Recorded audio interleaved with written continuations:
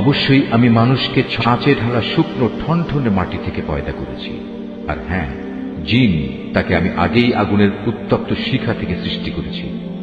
স্মরণ করো, যখন আমি ফেরেশতাদের বলেছিলাম আমি অচিরেই ছাঁচে ঢালা ঠনঠনে শুকনো মাটি থেকে মানুষ পয়দা করতে যাচ্ছি, অতঃপর যখন আমি তাকে পুরোপুরি সুঠাম করে নেব এবং আমার রূহ থেকে কিছু তাতে ফুঁকে দেব, তখন তোমরা সবাই তার সামনে সেজদা অবনত হয়ে যাবে।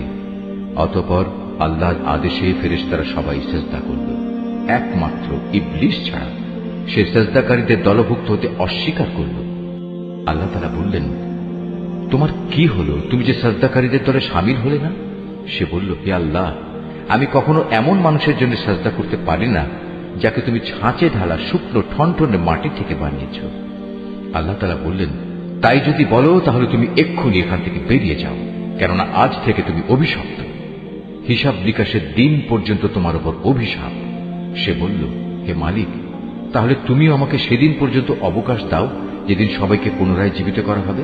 আল্লাহ তাআলা বললেন, হ্যাঁ, যাও। যাদের এ অবকাশ দেয়া হয়েছে তুমিও তাদের অন্তর্ভুক্ত হলে। এ অবকাশ সুনির্দিষ্ট সময় আসার দিন পর্যন্ত। সে বলল, হে আমার মালিক, তুমি যেভাবে আজ আমাকে পথভ্রষ্ট করে দিলে, আমিও তোমার শপথ করে বলছি, আমি মানুষদের জন্য পৃথিবীতে তাদের গুনাহের কাজসমূহ শোভন করে তুলব এবং তাদের সবাইকে আমি পথভ্রষ্ট করে ছাড়ব।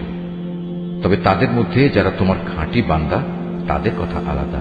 আল্লাহ তাআলা বললেন, পরীক্ষা নিরীক্ষার মাধ্যমে এটাই আমার কাছ পর্যন্ত পৌঁছানোর সহজ সরল পথ। হ্যাঁ, এ গোমরা মানুষদের মধ্যে যারা তোমার অনুসরণ করবে, তারা ছাড়া আমার যারা খাঁটি বান্দা, তাদের উপর তোমার কোনো আধিপত্য চলবে না। আর অবশ্যই জাহান্নাম হচ্ছে তাদের সবার প্রতিশ্রুত আশ্রয়। তাতে থাকবে 7টি বিশালকায় দরজা। আবার এগুলোর প্রতিটি দরজা দিয়ে প্রবেশ করার জন্য থাকবে শয়তানের অনুসারীদের একটা নির্দিষ্ট অংশ। এর বিপরীত যারা আল্লাহ তাআলাকে ভয় করে, তারা অবশ্যই সেদিন জান্নাত ও ঝর্ণাধারার বহুমুখী নিয়ামতে অবস্থান করবে। এই বলে তাদের অভিবাদন জানানো হবে, তোমরা শান্তি ও নিরাপত্তার সাথে সেখানে প্রবেশ করো। তাদের অন্তরে ঈর্ষা বিদ্বেষ যাই থাক না কেন, আমি সেদিন তা দূর করে দেব। তারা একে অপরের ভাই হয়ে পরস্পরের মুখোমুখি সেখানে অবস্থান করবে।